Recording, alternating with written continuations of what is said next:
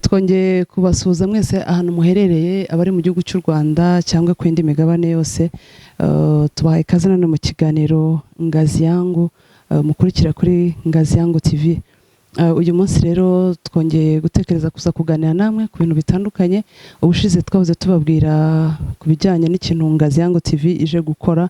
Tuvuga ko tugomba kuba mu isi nziza ishoboka, dushingiye ku mpano z'abantu, dushingiye ku kwigirira icyizere, ndetse dushingiye no ku bumenyi bwacu dufite. Uyu munsi rero turaza kuganira namwe ku kintu kijyanye n'imbaraga z'impano cyangwa akamaro k'impano kugira ngo tubashe kuba muri yasi nziza. Ngazi yangu Enterprise yateguye kugira ngo tujye tuganira namwe kuri Ngazi yangu TV. Dufite rero umutumirwa wacu, araza kutwibwira. Ndagira ngo ube tayari kandi uze kubana natwe ukurikira ikiganiro kugeza aho turi buze kuba tugishoje. Ngira ngo muri kumwe na Ndakangwa Stephanie nkuko mubimenyereye. Umutumirwa wacu nawe yamaze kuhagera, yatangira kutwibwira. Murakoze cyane.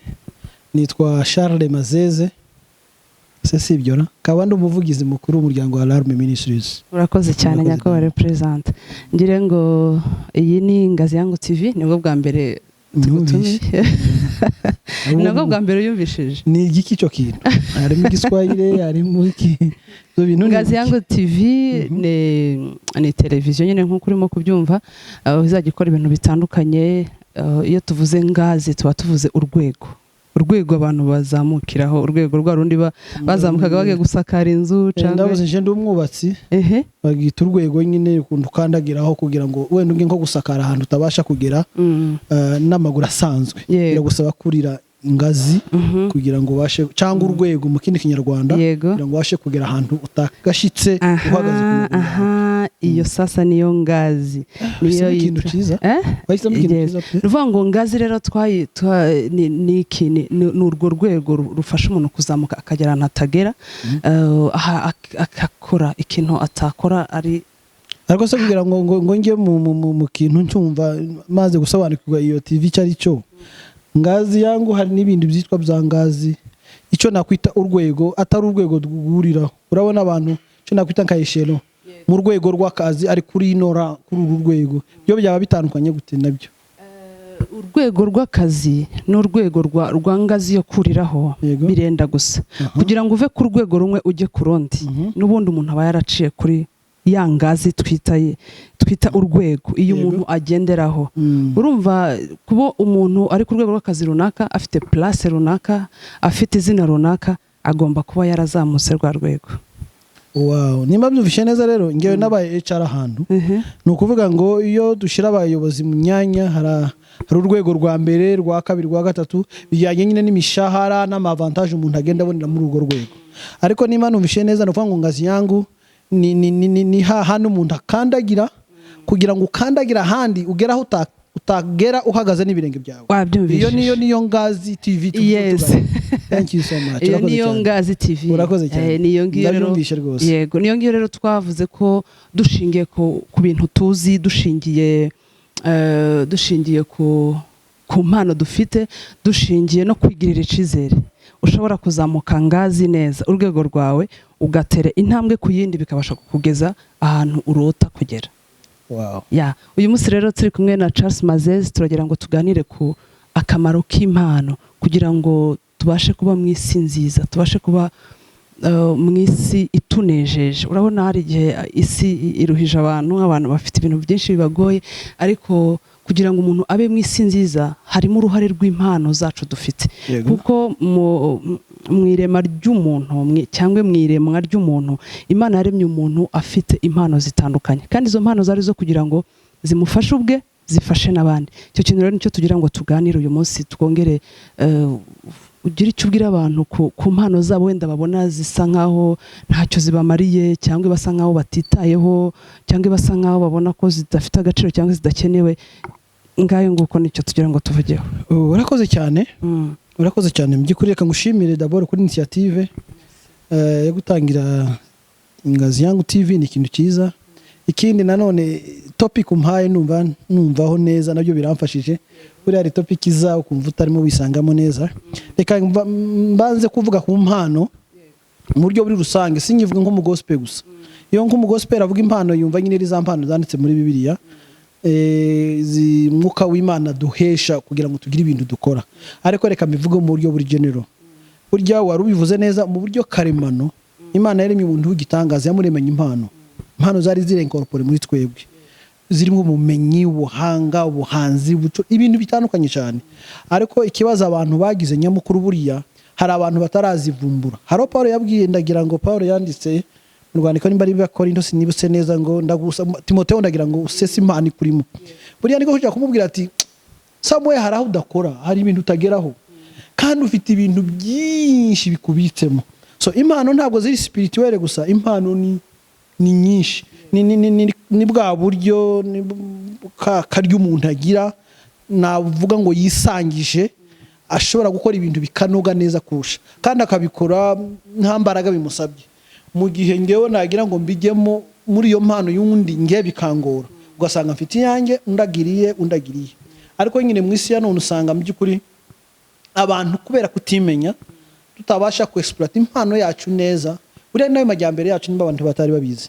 Imana yaguhaye niyo mugisha wawe mu gihe wabimenye. Ariko mu gihe utabimenye, impano igasinzira, ikongera igasinzira, byagora cyane. Birasaba rero, birananyibukije rimwe, ndagira ngo muri Afrika guruka sinibutse rimwe, hari umumama mu black waje kwigisha muri Zion, arimo yigisha abantu ngo Imana ntirobanura ku butoni, menye neza mu mahanga yose ko ukora ibyo ukinanuka Imana imwemere. Yaza twigisha mu by'ukuri kwimenya no kwivumbura. Impano ndagira ngo ni uwo mwihariko, niyo particularité umuntu yisangije, akora ibintu neza binoze kandi bimworoheye, mu gihe undi abigiyemo we kikaba ari ikibazo. Kutamenya rero ibyo ngibyo njye kuri nshobora kuvuga ko utakurira Ngazi, bizatuma uhera mu buzima buri puwa, bw'ubukene buri hasi. Igihe cyose uzasobanukirwa impano zikurimo, kuko buri muntu wese arazigira. Igihe tuzabasha kuzisobanukirwa, tekereza ko icyo gihe tuzaba dutangiye kurira urwego rwacu. Ariko igihe tutarumva akamaro, tutarisobanukirwa abo ari bo, tutazi impano ziturimo, hari n'abantu bagiye besho ngo nje nta Imana yampaye, nukubesha umuntu afite impano. Gusa birasabye kuzikangura. Ndagira ngo tugaruke kuri icyo kintu. Hari igihe abantu batekereza ngo wenda niba babona hari abantu bafite nk'impano zo umuntu ashobora kuba azi gufotora, akaba yarabyize ibyo bya bindi twita kujya kwiga ukabona impamyabumenyi y'ikintu. Hakaba n'undi ubireba gusa akabyitegereza ukuntu abantu babikora, ariko akaba ari umufotographe mwiza kabisa. Noneho wenda wowe urugero waba uri umuntu gufuma urabizi, kuboha, waba uri umuntu uboha ukavuga ati ntabwo gufuma gukenewe muri iyi si ya none. Abo bantu bafata impano zabo bakazitesha agaciro bashingiye kuza abandi bareba bakoze zigatera imbere, wababwira iki? Nakoze cyane. Nababwira kugaruka. Buriya nuko bajya baba barabatanze kudevelopa no guperfection ibyabo, bigatuma ibyawe wowe ubivaho ugasanga ibyaba ari uri ibyawe nawe ni byiza cyane. Ibyawe uramutse ubizamutse ukabizamura ukabiteza imbere, bana nabo bagira tandaze zo kuva mu byabo bakakuzaho. Ariko impamvu ugira alternative zo gusanga impano z'abari uzita ko ari nziza, nuko yawe utayizi, nuko utanagufitiye akamaro, nuko nyine utayiteje imbere. Mu gihe nawe yawe uzayiteza imbere mu by'ukuri uzanyurwa, ahubwo hari gushaka kujya nawe bagaruke bagusanga.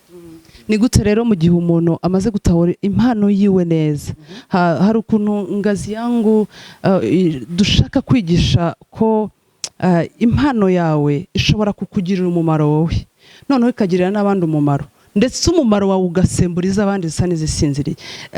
Ushobora gute ibyo bintu kubihuza, kuba umuntu impano yimufitiye umumaro noneho ikabera n'abandi umusemburo?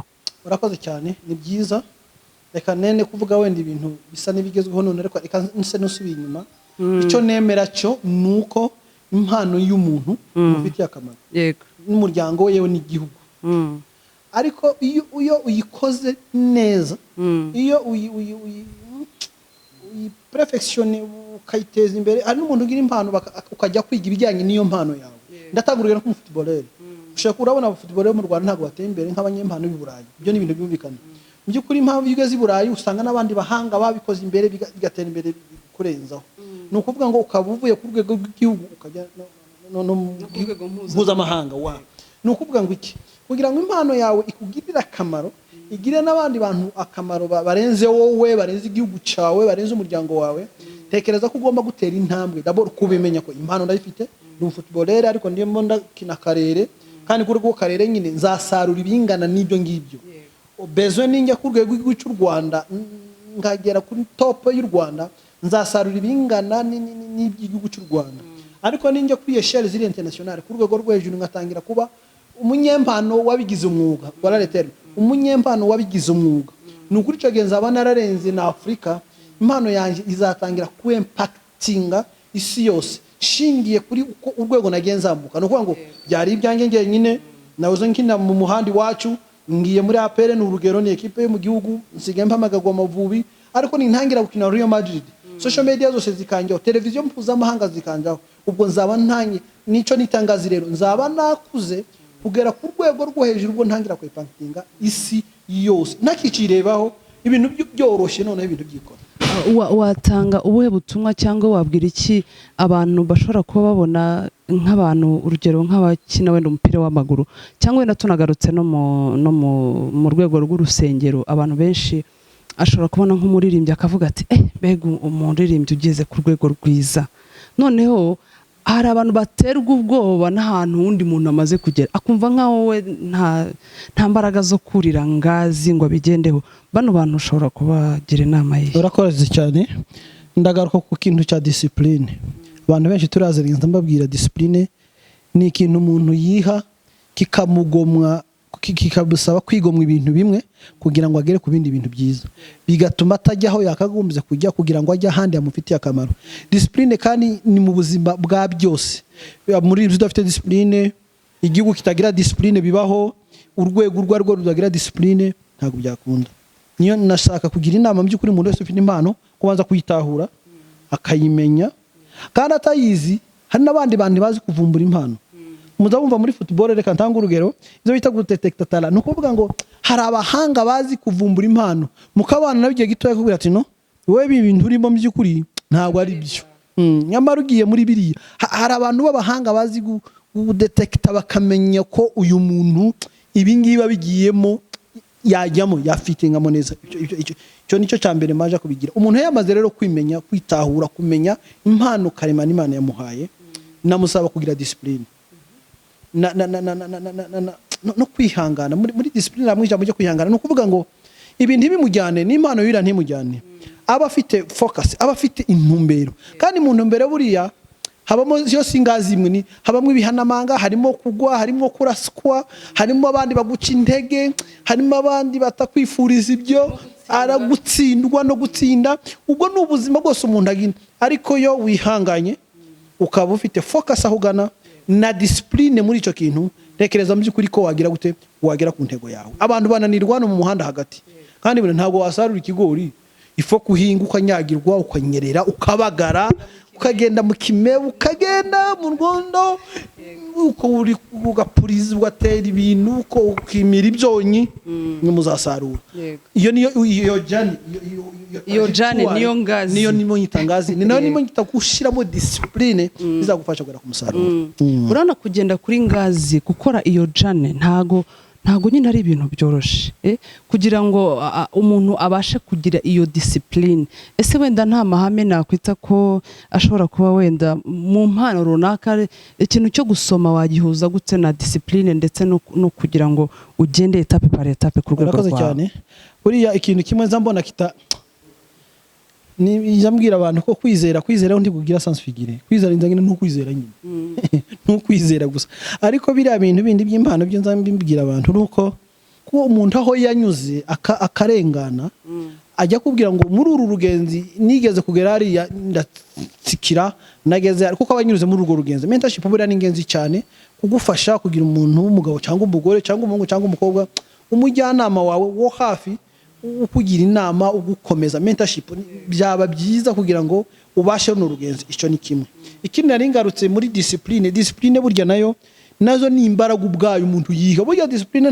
ni imbaraga umuntu yiha ukiya discipline ukaganiriza ubwonko bwawe ukabwira ati urugenzi ngiye gutangira ruragoye ukabimenya ko rugoye ariko ubwo rugoye kubera discipline nukuvuga ngo wihaye n'intego wihaye ukabasha kuresista muri bya bibazo nari mvuze ibintu bibiri migarukemo mentorship abandi banyuze hano babashe kunesha babigenje gute nihe bananiwe nihe batsinzwe nihe babishoboreye ayo makuru kayamenya ico ni kimwe icya kabiri toujours ndagaruka kuri discipline iyo uvuze discipline no kuvuga ngo nukwigomwa ndabizi ko bigoye ariko ndagerageza kwidisciplina kugezaho ngera ku ntego yanjye urakoze cyane kuvuga ngo muri discipline ushaka kubwira abantu na harimo kwigwa mu bintu byinshi uki exercise tuvuge urugero ushobora kuba uri nk'umuririmbyi yego uyu munsi wenda niba uri umuririmbyi mutoya urashaka kubabwira ati mwi exercise kuririmba cyane kugira ngo ubashe kubigera none reka tugaruke ku bantu bafite impano zisa nkaho bamaze kwisobanukirwa bamaze no gutangira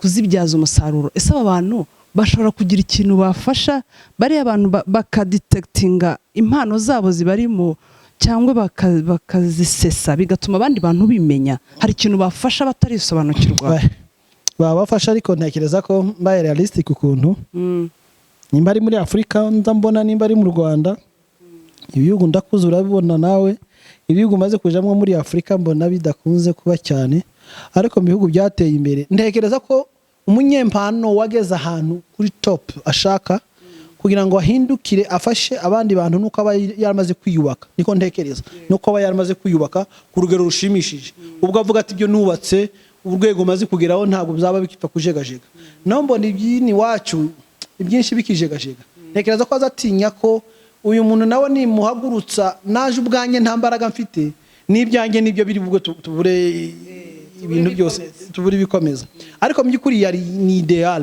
ni byiza ni icyifuzo cyiza ko umuntu ugeze aho ageze yakagomeza gufata abandi bantu ibyo nta gisa naco malgré imbaraga zawe nkeya waba ugezemo ariko kugaruka inyuma cyane cyane mu mpano yawe tuvuge nk'aba gospel abaririmbyi s'abahanzi barimba indirimbo zihimbaza Imana kugaruka bakongera kandi bagafasha abandi bantu nabo barimo bazamuka abahanzi ni byiza nabyo nukugira ngo ubwire umwana uti komeza ibi nako twabinyuzemo byaratunaniye ariko ngeza ahangaha kubera nanje undi wende wanyihanganisha kugira ngaha ni byiza ariko nabo rimwe na rimwe mbona imbogamizi mu banyafrika ko batarubaka ibyabo mu buryo bumva ko birambye bihamye bisa nibateye impungenge ariko nabamara impungenge mu byukuri ku rwego rwose wabugezemo hari undi wifuza kugera ku rwo rwego gerageza kuzamura umuntu urwo udashima hari abandi bantu babona ko ari igitangaza urwego wowe uri ubona udashimishije abandi bantu baza bararabasenga ntariko mana ura rwego rwa Stefani nge nahagera gute nubimenye iyo umufashe rero kuboko kumugeza aho ngaho nawe wayo umubwira ati nahambaje kukugeza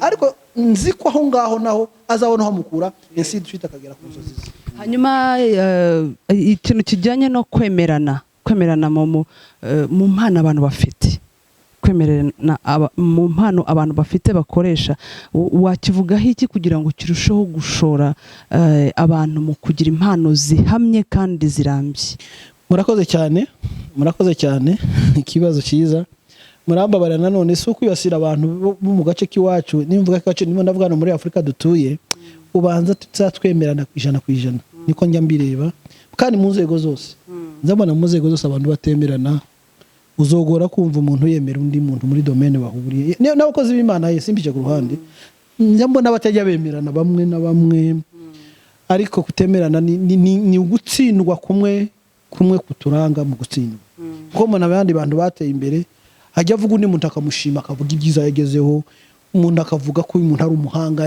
ibino bintu abiza ariko twe rimwe na rimwe ntabwo tubikunda ariko nagira ngo kwemerana ni indwara yo gutsinda ubwayo yonyine gusa kubera impamvu bumwe tunanirwa no kwigira n'abandi nuko tutaba tubemeye kandi tuzi by'ukuri ko bafite ibintu bihambaye kuturusha ariko nyine ijya mvugo yacu k'inyafrika muri yase tureba abakontre 6 dusa nabagira nk'ishari rihishe ukuntu ritarimo rigaragara bigatuma tutemera abantu kandi dufite abantu bakora ibintu byiza bahambaye bazamutse kugera ku rwego hejuru ariko ikibazo cyo kutemerana ahubwo ni handicap ikomeye cyane bituma n'impano zacu zidakura usanga umuntu ni mutoya n'umwana arimo aragaragaza kwinisiya ibintu hari abandi bantu bamutanze muri uwo murimo bafite experience banyuze mu bintu bihambaye bagera ku bintu bishimishije arugira ngo amwigire ugasanga ntamwemera yewe nujya nakwita mwarimu wageze ahantu kugira ngo yemere ko wa mwana afite impano nawe yazamuka ntibemerane ntekereza kutemerana ni ikosa rinini cyane mu mpano zacu. Par contre turamutse twemeranye mu by'ukuri mu mpano, umwe akemera undi akemera indi, twagera ku bintu bikomeye. Yego. Ni ukuvuga ngo rero icyo gihe nanone nagira ngo tugaruke niba kwemerana ari gukeya na mentorship ntabwo ipfa gushoboka. Birumvikana of course. Ni ukuvuga ngo umuntu mu kwemera mugenzi we nibwo amwegera akamubwira ati njye nemera ukuntu uririmba, undi ati njye nemera ukuntu ucuranga, undi ati njye nemera ukuntu wenda urugero ufotora, undi ati njye nemera ukuntu usenga. Urumva? Ni ukuvuga ngo icyo kintu gituma abantu babona ababarera cyane. Ibyo rero noneho kutemerana bikatujyana mu kudashaka kurerwa. Uyu muntu wenda niba avutse none akumva niba akina umupira agahita agira ngo buracya akina ku rwego rw'igihugu cyangwa ndagira ngo kwemera kurerwa, dore kuri n'umubyeyi twumva ikintu wabitoza abantu bose bafite impano z'uburyo bwose butandukanye. Umuntu yakwitwara gute kugira ngo arerwe? Urakoze cyane. Ubaje ikibazo cyiza. Nani ari umugabo nsigaye mbona kuri social media cyane uyo ngo ndumiwe none ngo mana ngo tuzumirwa. Nanjye ikintu kiza gituma numirwa. Wow, buriya mwari muzi ko abantu banyuze ahantu mu rugendo runaka bakabasha kugera ahantu runaka, burya kutiga nawe kunyura muri no rugendo aricyo gitera ikibazo. Buriya ushara kutemera umuntu kandi by'ukuri hari ibintu uzi bikazatuma udindira ubuzima bwawe bwose. Nta n'ikintu cyiza gihari nko kwemerana, kuko hari abantu bazi ibintu. Hari abantu bazi ibintu nibivuga muri Afrika, hari abantu baminuje bazi ibintu pe, ariko umudayimoni wo kutemera kwigira ku bandi bantu bizatuma turi ibikuri cyangwa ibihigo, bizatuma dukora ibintu nabi ubuzima bwacu bwose.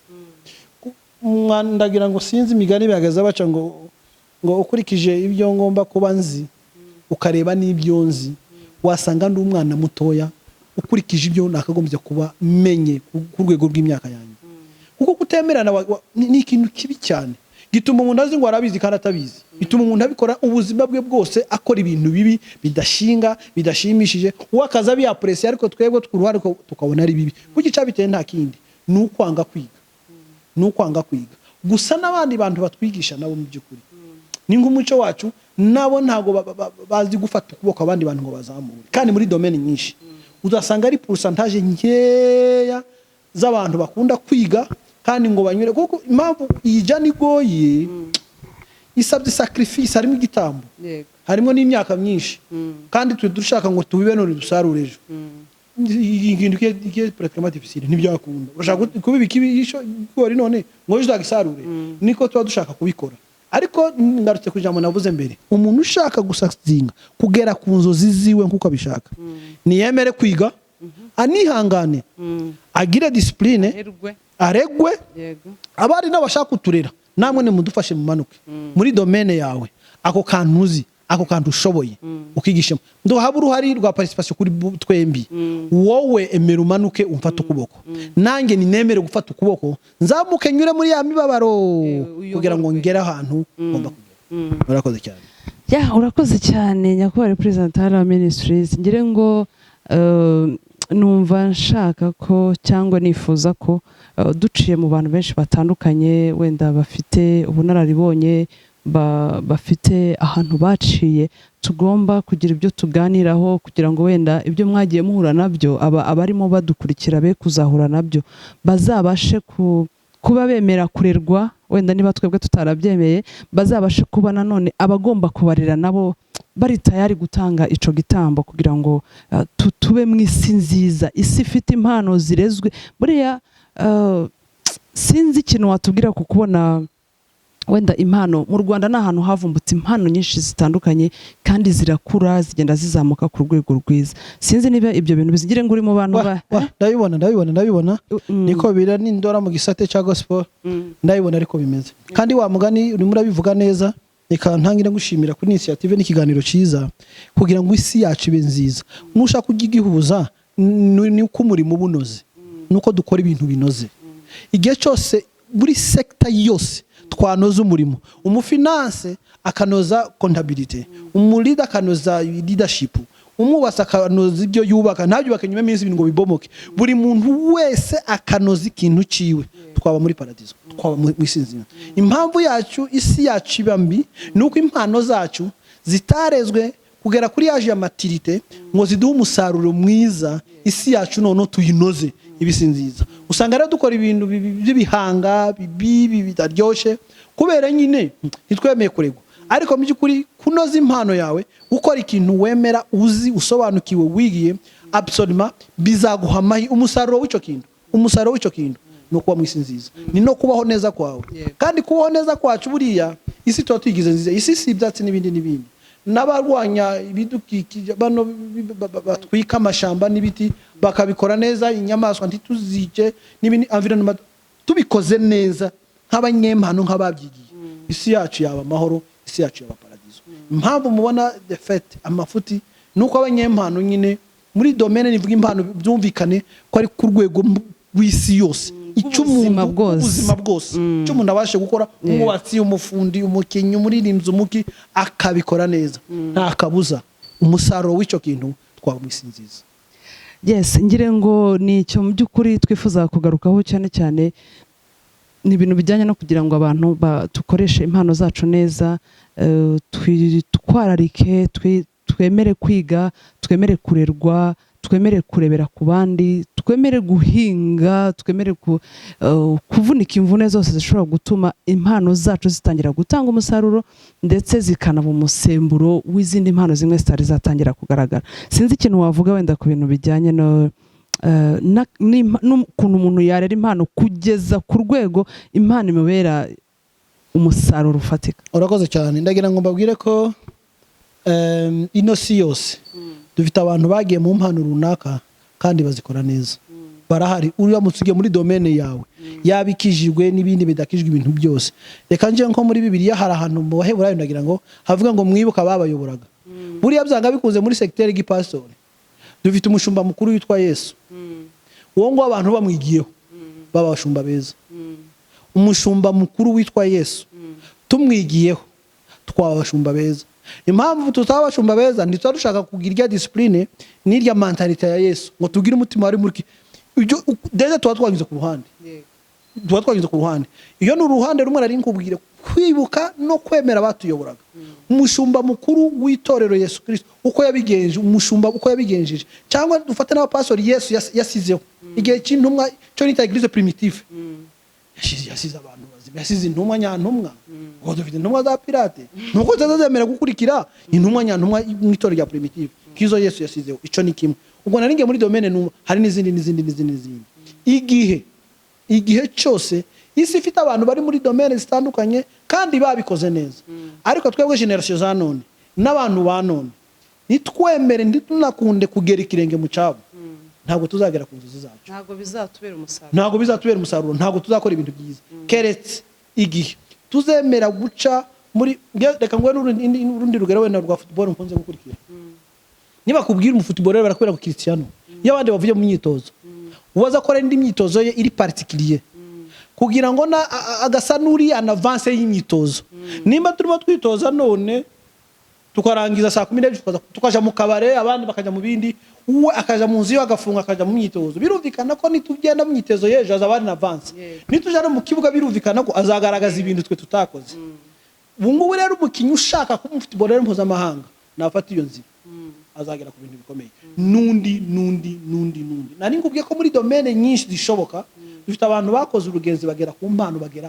isi bayihindura nziza ariko nudashaka kunyura aho ngaho tekereza ko bizatugora kandi abantu koko ndibashaka kwiga abantu dushaka gutanga ico gitambo tubishaka ariko nitunyura aho hantu ndizera ko tuzagera.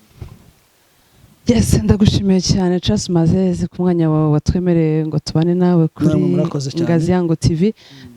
Ngire ngo tenda tugerageza kuganira n'abantu ibintu bitandukanye bishobora gutuma bidufasha kuba mu isi nziza, dukoresheje ubumenyi bwacu, dukoresheje kugirira icyizere ndetse tunakoresheje impano dufite.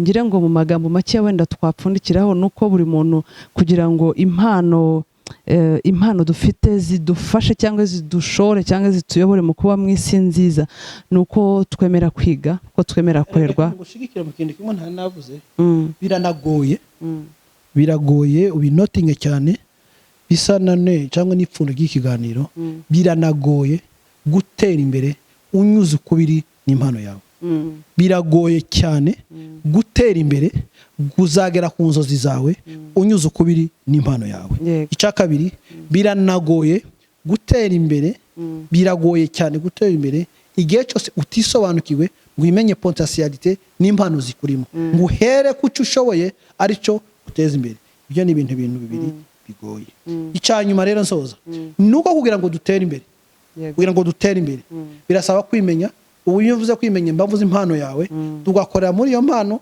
nayo mabwiriza asabwa kwiga discipline kubyitondera kunyura muri iyo jane kugira ngo tugere mu nzozi zacu nitunyura ku ruhande byo kuri bizatugora niko mbona bizatugora kuko biragoye cyane gutera imbere hanyuma unyuze inyuma y'icurico y'impano yawe urakoze cyane.